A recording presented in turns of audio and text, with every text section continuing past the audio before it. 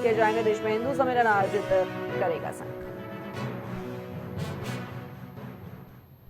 वहीं बिहार से बंगाल तक वोटर लिस्ट की समीक्षा को लेकर सियासी बवाल मचा हुआ है और चुनाव आयोग के स्पेशल इंटेंसिव रिवीजन ड्राइव पर विपक्ष ने सवाल खड़े किए हैं, जिस पर ममता बनर्जी, तेजस्वी यादव और अखिलेश यादव ने भी नाराजगी जताई है। चुनाव आयोग का कहना है कि बिहार में 2003 के बाद मतदाता सूची का पुनरीक्षण नहीं हुआ है और इसीलिए जांच पड़ताल जरूरी है। लेकिन विपक्ष को आशंका है कि इस प्रक्रिया से वोटर लिस्ट में विपक्षी दलों के समर्थकों के नाम काट दिए जाएंगे और एनडीए समर्थक वोटरों के नाम जोड़ दिए जाएंगे। विवाद की जड़ में फॉर्म सी है, जिसे 2003 के बाद रजिस्टर हुए वोटर्स को भरना है और इस कवायद से बिहार के 8 करोड़ से अधिक वोटर के अधिकार मुश्किल में पड़ सकते हैं।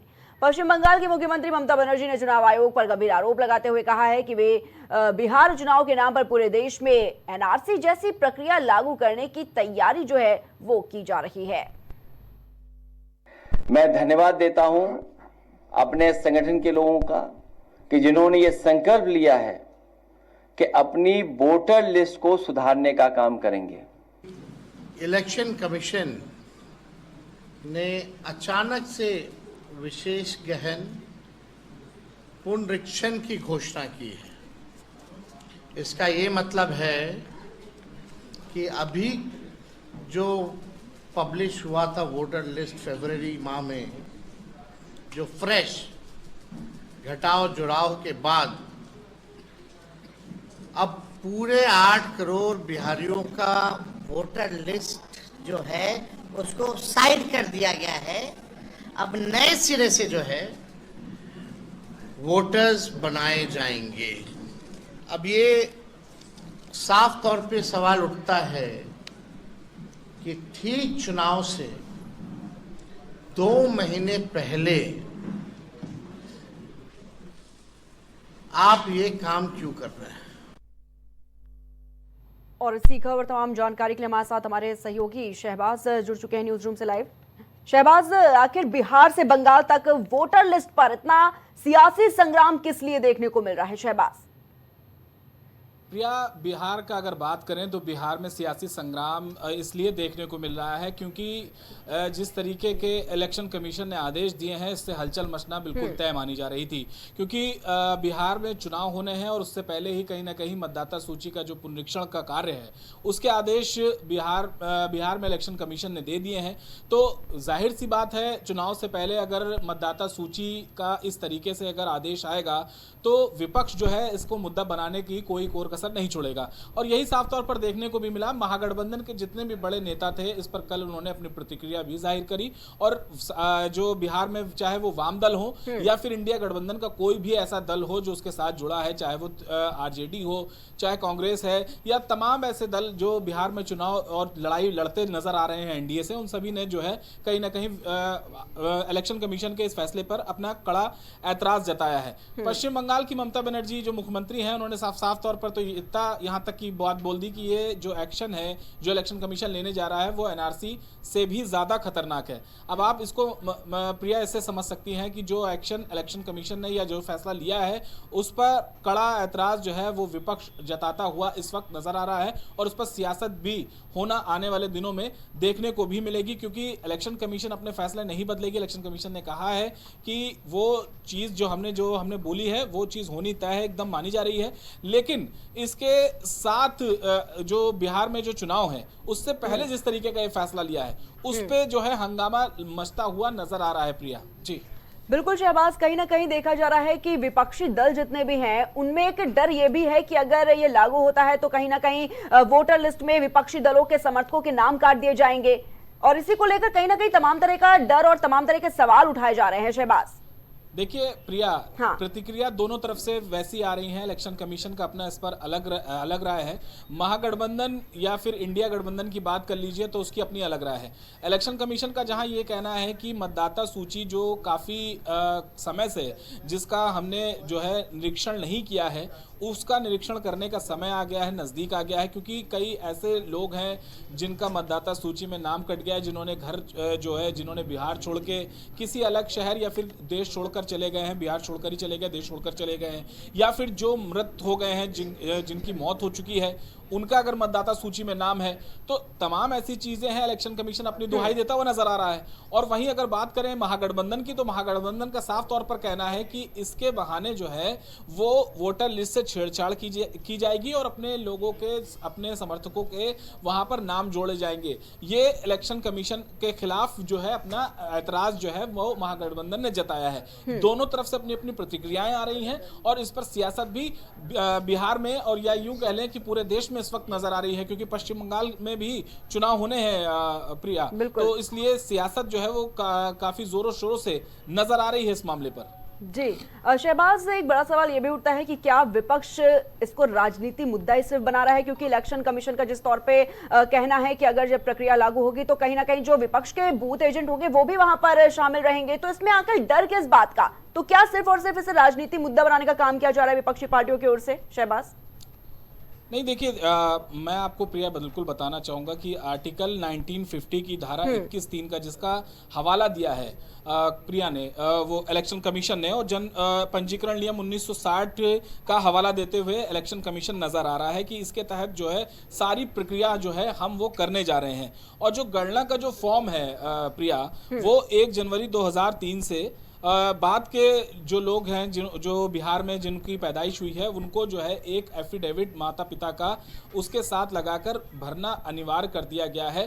तो विपक्ष का ये कहना है कि इसमें जो ग्रामीण इलाकों से आने वाले लोग हैं, जो ग्रामीण अंचलों में रहते हैं, उनके लिए ये बहुत बड़ी परेशानी का सबब बन जाएगा।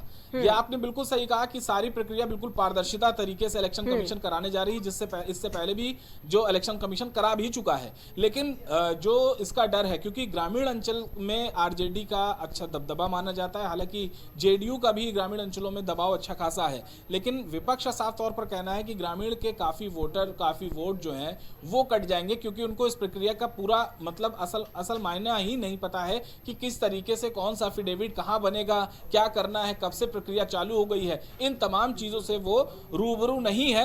उनको जागरूकता फैलाने के लिए या फिर इस तरीके का कार्यक्रम अगर उसको करना था तो चुनाव से काफी साल पहले ये प्रक्रिया चल जानी चाहिए थी।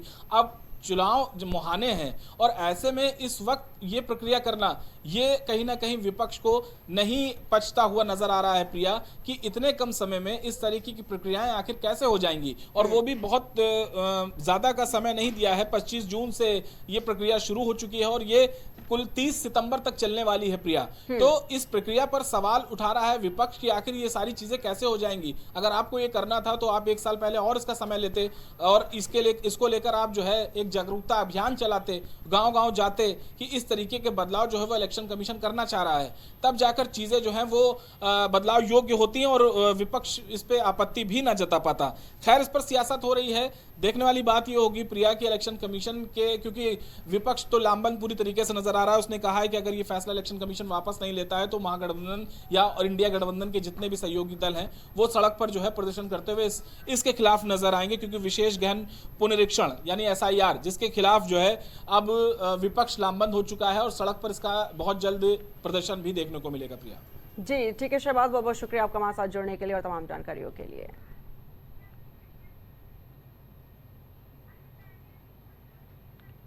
तो लगातार बात की जा रही है कि कैसे बिहार से बंगाल तक वोटर लिस्ट को लेकर सियासी संग्राम जो है वो मचा हुआ नजर आ रहा है और तमाम तरह के सवाल जो हैं वो विपक्षी पार्टियों की तरफ से उठाए जा रहे हैं कि, लेकिन दूसरी तरफ अगर बात की जाए इलेक्शन कमीशन की तो साफ तौर पर इलेक्शन कमीशन का ये कहना है कि इस प्रक्रिया में पूरी तरीके से जो विपक्षी पार्टियों के बूथ एजेंट है वो भी वहां पर रहेंगे।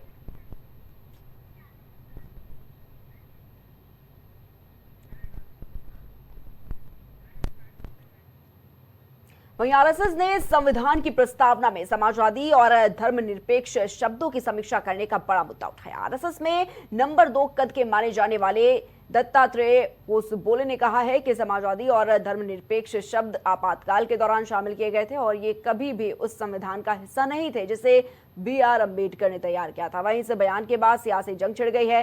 लोकसभा में नेता प्रतिपक्ष राहुल गांधी ने इसे लेकर बीजेपी और आरएसएस पर निशाना साधा है। कांग्रेस नेता राहुल गांधी ने एक्स पर पोस्ट कर कहा कि आरएसएस का नकाब फिर से उतर गया। उन्होंने कहा कि संविधान इन्हें चुभता है क्योंकि वो समानता, धर्मनिरपेक्षता और न्याय की बात करता है। बीजेपी आरएसएस को संविधान नहीं, मनुस्मृति चाहिए और ये बहुजनों और गरीबों से उनके अधिकार छीनकर उन्हें दोबारा गुलाम बनाना चाहते हैं। तो पूरी तरीके से देखा जा रहा है कि सियासत कैसे गरमाती हुई इस पर अब नजर आ रही है। और एक बात, इस आपातकाल के दौरान भारत के संविधान के प्रस्तावना में, प्रियम्बल में 2 शब्द जोड़े गए हैं। राय साहब, आप इस विषय के बारे में कभी बोलेंगे या लिखे तो मुझे मालूम नहीं है, देखता हूं। 2 शब्द जोड़े हैं। हम सब लोगों को मालूम है सेक्युलरिज्म और सोशलिज्म के, वो प्रस्तावना में नहीं थे, पहले प्रियम्बल में नहीं थे। उन 2 शब्दों को जोड़ा है। प्रियम्बल शाश्वत रूप से है। क्या सोशलिज्म के विचार आइडियोलॉजी के नाते क्या शाश्वत है भारत के लिए?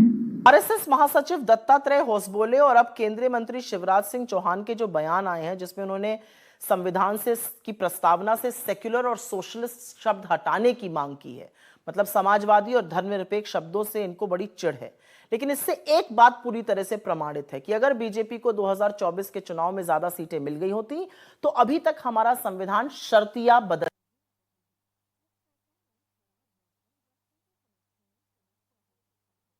में समाजवादी और धर्मनिरपेक्ष शब्दों की समीक्षा करने का एक बड़ा मुद्दा उठा, जिसके बाद जो राजनीति है वो भी बढ़ती हुई नजर आ रही है। और साफ तौर पर चुनाव से पहले इस तरह की बयानबाजी कहीं ना कहीं चुनाव पर भी गहरा असर छोड़ सकती है। और राहुल गांधी ने भी इस पर तमाम तरह के आरोप लगाए हैं भारतीय जनता पार्टी और आरएसएस पर।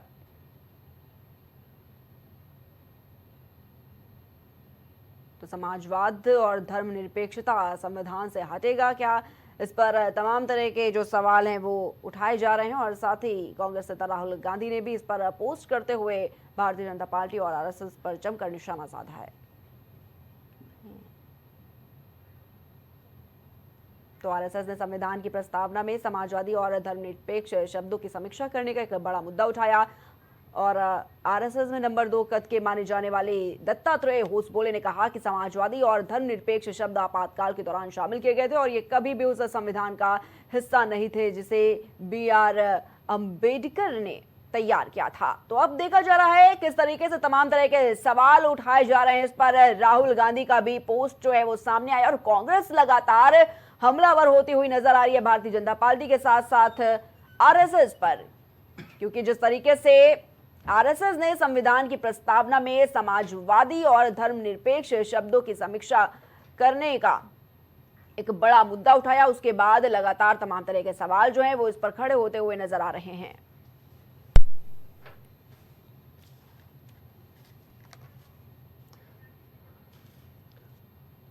और इसी खबर पर हमारे साथ भारतीय जनता पार्टी से विकास पांडे जी जुड़े हुए हैं, साथ ही कांग्रेस पार्टी से सुंदरम पाठक जी हमारे साथ जुड़ चुके हैं। सबसे पहले विकास सर पांडे जी, बहुत बहुत स्वागत है आपका। विकास जी, जिस तरीके से आरएसएस की तरफ से एक बड़ा ऐलान किया गया, आरएसएस ने संविधान की प्रस्तावना में कहा कि समाजवादी और धर्मनिरपेक्ष शब्दों की समीक्षा का प्रमुख रूप से मुद्दा उठाया, जिस पर देखा जा रहा है कांग्रेस तमाम तरह के सवाल इस पर उठा रही है। क्या कुछ कहना है आपका इस पर? बहुत बहुत धन्यवाद प्रिया जी। पहले तो आपका प्रिया जी, जिस भी विषय पर बात हो रही है हम सब जानते हैं सेक्युलर और समाजवाद, ये 2 ऐसे शब्द थे जो संविधान की मूल भावना, मूल प्रस्तावना में कहीं नहीं थे। और उसके बाद जब इन शब्दों को जोड़ा गया तो किन परिस्थितियों में जोड़ा गया, कैसी परिस्थितियों में जोड़ा गया, ये भी पूरा देश और प्रदेश जानता है प्रिया जी। प्रिया जी, हम सबको मालूम है कि देश में संविधान को पंगु बना करके जब इमरजेंसी लगाई गई तो केवल और केवल इमरजेंसी से उपजे आक्रोश को, जो इमरजेंसी से आक्रोश उपज रहा था तत्कालिक इंदिरा गांधी की सरकार के खिलाफ, कांग्रेस पार्टी की सरकार के खिलाफ, उसको केवल दबाए रखने के लिए, उसको डाइल्यूट करने के लिए इंदिरा गांधी ने ये 42वां संविधान संशोधन किया। जब सरकार के पास बहुमत नहीं था, सरकार के पास वो अधिकार नहीं थे, देश की मौलिक अधिकार सस्पेंड थे, तो कैसे सरकार इतना बड़ा संविधान संशोधन कर सकती थी? सबसे बड़ा प्रश्न चिन्ह तो वही उठता है। और अगर कांग्रेस पार्टी की मानसिकता पहले से रही होती तो मैं आपके माध्यम से पूरे देश को बताना चाहता हूं, 1948 में जब संविधान सभा की बैठक हो रही थी, तो उस बैठक में हम सबके आदरणीय बाबा साहब भीमराव अंबेडकर जी भी थे, नेहरू जी भी थे, और केटी शाह ने ये विषय रखा था सेकुलर शब्द को जोड़ने का। तब बाबा साहब जी ने स्पष्ट रूप से उसमें ये कहा था कि माइनॉरिटी वर्ड और सेकुलर वर्ड एक साथ नहीं हो सकते। अगर कोई रिलीजियस स्टेट सेकुलर है तो वो माइनॉरिटी नहीं हो सकता, और अगर माइनॉरिटी में है तो वो सेकुलर नहीं हो सकता। ये बाकायदा बाबा साहब जी ने कहा था, और उसी मीटिंग में बाबा साहब जी ने यह कहा था कि नेहरू जी की प्रबल इच्छा है, प्रबल अनुरोध है कि माइनॉरिटी शब्द को रखा जाए। तो उस बहुमत के लिहाज से माइनॉरिटी शब्द को शामिल किया गया था और सेकुलर शब्द को हटाया गया था, उसको हटा दिया गया था। तो मुझे लगता है कांग्रेस पार्टी आज अपने ही विचार से, अपने ही लोगों के कहे वाक्यों से आज विमुख होकर के केवल सत्ता के लिए इस देश को भ्रमित करने का काम कर रही है। दूसरा विषय आता है समाजवाद के ऊपर।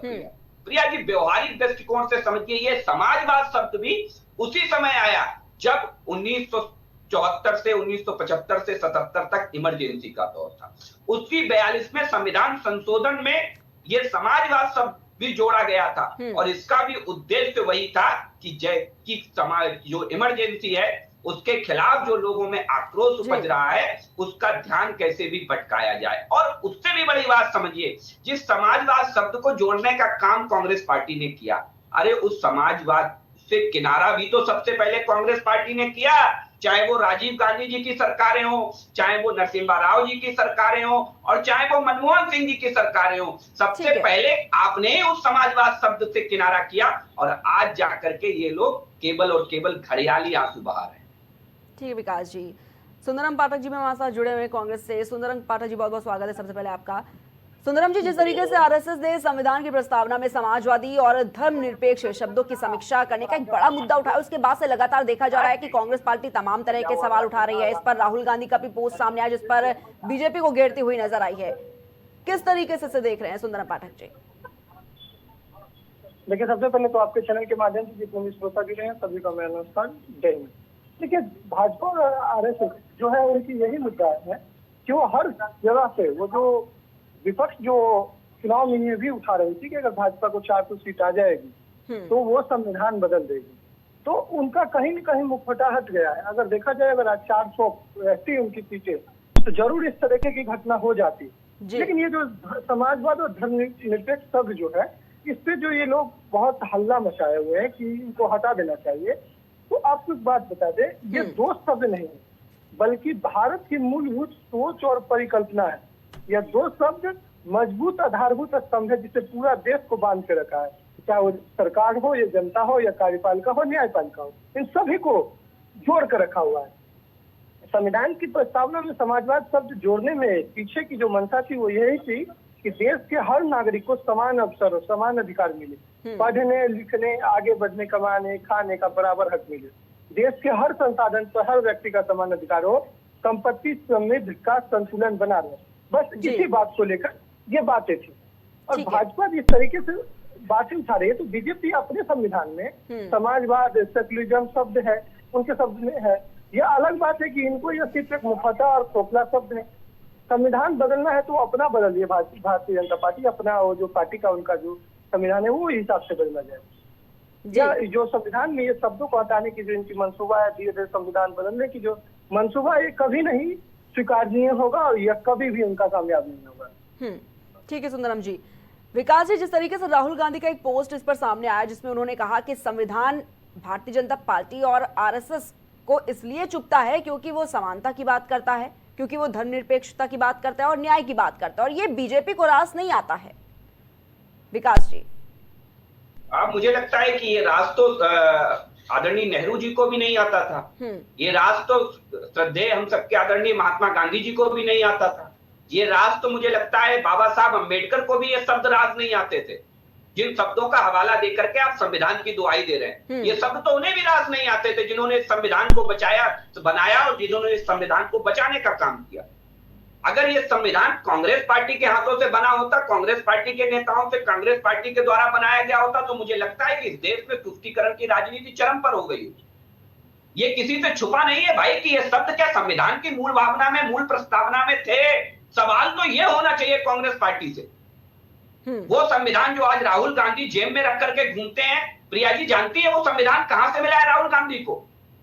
जी। वो काट छाट कर छोटा संविधान, पॉकेट संविधान इनकी दादी इंदिरा गांधी ने, जब राहुल गांधी 5 वर्ष के हुए होंगे तब इन्हें दिया था जेब में रखने के लिए। तब से लेकर के वो जेब में लेकर के घूम रहे हैं और पूरे देश को आज गुमराह करने के लिए वापस निकाल ली। ये वही संविधान है जो इंदिरा गांधी ने बनाया था। ये वो संविधान नहीं है जो श्रद्धेय बाबा साहब अंबेडकर जी ने इस देश को दिया था। राहुल गांधी जो संविधान लेकर के घूमते हैं वो संविधान वो है जो इनकी दादी इंदिरा गांधी जी ने बाबा साहब के संविधान को कुचल करके जो अपना संविधान बनाया था वो संविधान लेकर के आज राहुल गांधी। ठीक है विकास जी, इसी के साथ ही एक बड़ा आरोप भी लगा दिया गया है कि भारतीय जनता पार्टी बहुजनों और गरीबों से उनके अधिकार छीनना चाहती है, उनको दोबारा गुलाम बनाना चाहती है। बड़ा हैरत होती है। हाँ प्रिया जी, इनके नाना का स्टेटमेंट सुनिए, गरीबी हटाएंगे। इनकी दादी का स्टेटमेंट सुनिए, गरीबी हटाएंगे। इनके पिताजी का स्टेटमेंट सुनिए, गरीबी हटाएंगे। इनकी मम्मी का स्टेटमेंट सुनिए, गरीबी हटाएंगे। और आज भी आप चिल्ला रहे हैं गरीबी हटाएंगे, लेकिन जब गरीबी हटने की बात आई तो वर्ल्ड बैंक से लेकर तमाम वैश्विक संस्थाएं कहती नजर आई कि इस देश में अगर गरीबी घटाने का किसी ने काम किया तो देश की नरेंद्र मोदी जी की सरकार ने किया। इस देश में अगर 50 करोड़ लोगों के बैंक खाते खोलने का काम किया, गरीबों को अकाउंट देने का काम किया, तो नरेंद्र मोदी जी की सरकार ने काम किया। इस देश में 13 करोड़ गरीबों को शौचालय देने का काम किया तो नरेंद्र मोदी जी की सरकार ने काम किया। इस देश के गरीब के घर तक सड़क पहुंचाने का किसी ने काम किया तो नरेंद्र मोदी जी की सरकार ने काम किया। इस देश में पूरे दुनिया की सबसे बड़ी स्वास्थ्य स्कीम अगर किसी ने गरीबों के लिए लाने का काम किया तो नरेंद्र मोदी जी की सरकार ने काम किया। लेकिन आप केवल बातें कर रहे थे, गरीबी हटाओ, गरीबी हटाओ, गरीबी हटाओ, गरीबी हटाओ। मैंने तो 3-4 पीढ़ियों का बता दिया प्रिया जी। आप 3-4 पीढ़ियों से हिसाब नहीं दे पाएंगे कि गरीबों को केवल छलने और वोट लेने का काम करने वाले लोग आज संविधान को जो जेब में लेकर के घूम रहे हैं राहुल गांधी, वो इनके दादी का दिया संविधान है, वो बाबा साहब अंबेडकर जी का संविधान नहीं है। ठीक है विकास जी, ठीक है, बहुत बहुत धन्यवाद आपका हमारे साथ जुड़ने के लिए।